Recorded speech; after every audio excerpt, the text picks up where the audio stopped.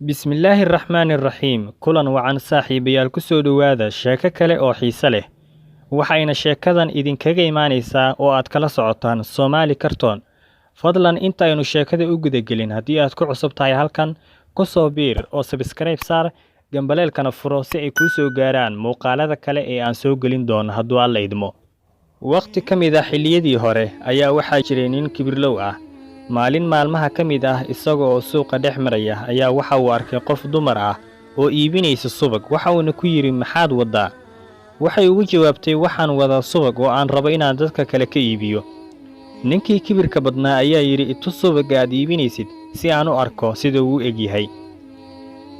Gabadha subaga markii ay damacday in ay madaxa ka soo dejiso, ileen madaxa ayay ku sidayay, waxaa gaaray ninkii kibirka badnaa dhibic subag ah oo subagii ka soo tifiqday.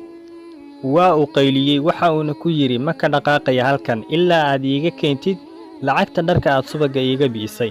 Waxay iyadana uga jawaabtay hadda waxaan ahay qof masaakiin ah mana bixin kara lacagtaas ee walaalow maad isaga kay cafisid. Waxa uu yiri ma u baahni war badan ee lacagta isii halkana ma ka dhaqaaqaysid ilaa aad lacagta iga siisid. Gabadhii masaakiinta ahayd ayaa tiri waa imisa lacagta dharka aad gashan tahay. Waxa uu yiri waa 1000 diinaar. Waxa ay tiri gabadhii walaalow xageen ka keenaa 1000 diinaar ma haysto oo waxaan ahay masaakiin. Waxa uu yiri wax iga galay ma lahan, adiga ayaana subag ku daadiyay dharkayga ee isii lacagta. Qaylo iyo dood badan kadib waxa hadalkooda maqlay wiil dhalinyaro ah. Waxa uuna ku yiri maxaa dhacay oo aad isku haysataan? Gabadhii ayaa waxa ay dhahday subaga aan wado aniga oo madaxayga ka soo dejinaya ayaa waxa gaaray filin yar.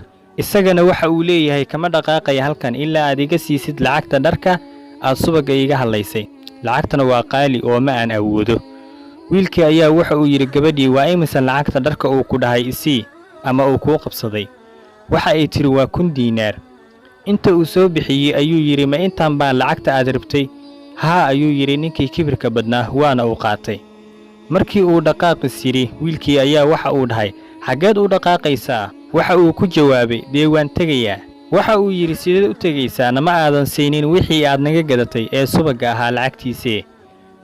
Tan ka badan ma hayo wax kale oo aan idin siiyo ee lacaga. Waxa ay dhaheen wiilkii iyo gabadhii wax naga galay ma lahan haddii aadan haysan. Ninkii dhalinyarada ahaa ayaa waxa uu yiri sidan xal ma ahan ee laba mid kala dooro.